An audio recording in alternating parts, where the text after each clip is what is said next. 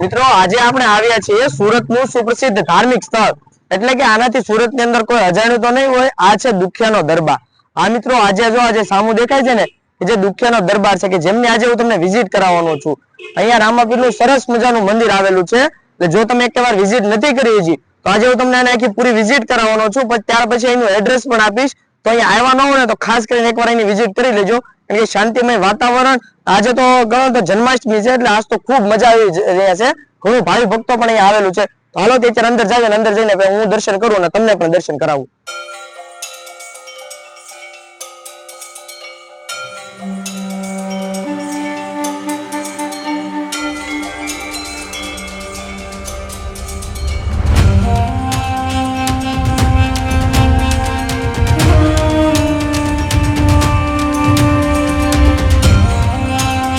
આપણે રામાપીરના મંદિરની અંદર તો અત્યારે અહીંયા જોઈએ તો અહીંયા વિડીયો ઉતારવાની સખત મનાય છે પણ ત્યાં તો આપણે વિડીયો નથી બનાવ્યો કારણ કે જે નીતિ નિયમોનું પાલન તો કરવું પડે। આ બધું જો ધૂણો છે તો અહીંના તમને દર્શન કરાવું।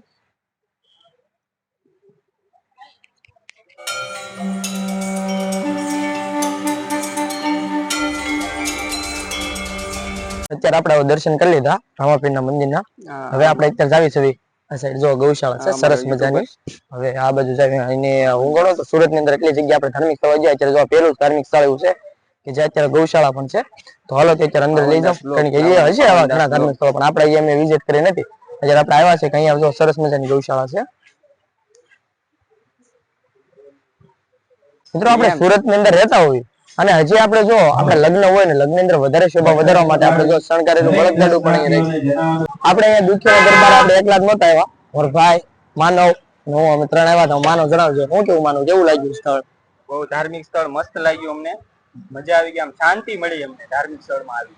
હા મિત્રો આજે અમારી પાછળની બધું જોઈ રહ્યા છો ને આ રિંગ રોડ છે અહીંયા શાંતિમય વાતાવરણ હોય એટલે બધું માણસો જ્યારે સાંજના સમયે અહીંયા બેહવા આવી જાય। આ બાજુ વાડીઓ ને એવું આ મસ્ત જગ્યા હતી દુખિયાના દરબાર આવ્યા સાથે સાથે જો ઘડીક રિંગ રોડે મેં કીધું અત્યારે સાંજનો સમય થવો પડશે ત્યારે બપોર છે અહીંયા ઘડીક આપણે આવી ને ઘડીક બેહીને આરામ કરવી એ મજા આવી એ જગ્યા છે ને એટલે જો જાય છે આ બધું તો આ આખો રોડ શાંત જ ત્યાં આવો। તમને લોકોને ખબર જ છે કે ઘણા વ્યક્તિઓને ફોટાનો બહુ જ શોખ હોય છે। આ બાજુ જો આ બે છે ને જે બે ફોટા પાડી રહ્યા છે અને હું અહીંયા બેઠો છું શાંતિથી કારણ કે આપણને છે ને ફોટાની અંદર રસ છે નહીં બહુ। જો આમ પોઝ ને આ જો માનો હળી કરતો જાય ને ફોટા પાડતો જાય આમ તો આમ પોઝ દઈશ બધા આવી રીતનું છે ને અમે અહીંયા બેઠા છે। શું કહેશો? એવું એમ નહીં બાપુ લઈ જાવ મને એટલે આ જો આ બાજુ દુખિયાનો દરબાર છે આ બાજુ અને આ સાઈડ બસ જો એ બાજુ દુખિયાનો દરબાર છે ત્યાંથી આપણે આ બાજુ નીકળી જશે મોટા આ બાજુ આવીએ એટલે મોટા વાળા આવે। હવે અત્યારે આપણે મોટા વાળા જવાનું છે ઉપર પેલા મેપ ચાલુ કરી દઉં કારણ કે મોટા વાળા આપણે અહીંયા અજાણ્યા છે એટલે કેવડાવે થોડું અહીંથી આપણે જવાનું છે ગુડીઓની અંદર।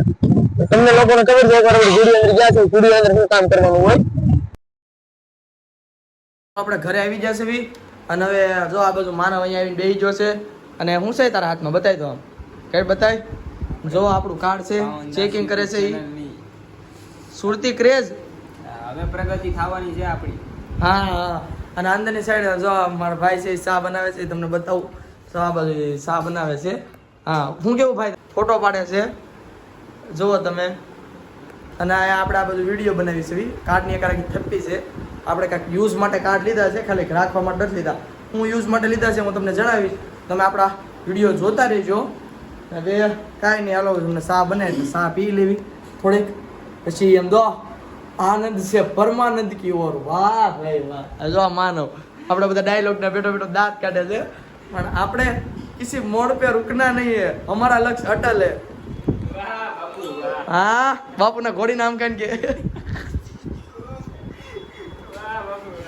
તો મિત્રો ફાઇનલી અત્યારે આપણે ઘરે આવી ગયા છે। અત્યારે હું માનો બે કારના આપણે હાલના છે ને બહાર હતા અત્યારે ડેટ ઘરે આવ્યા છે સોરી ઘરે કોણ કોણ છે આજ આઈટમ છે કારણ કે આજ આઈટમને દી કોઈનું ઠેકાણું ન હોય ઘરે કોણ કોણ હોય કાંઈ નહીં આપણે જો આ ઘરે હોય બે આ જો આ બધો ફોન જોવે છે અને જો અમે આ બધું આવ્યા છે એને બ્લોગની અંદર કે મન ન જ લેવાનો તો લીધો એને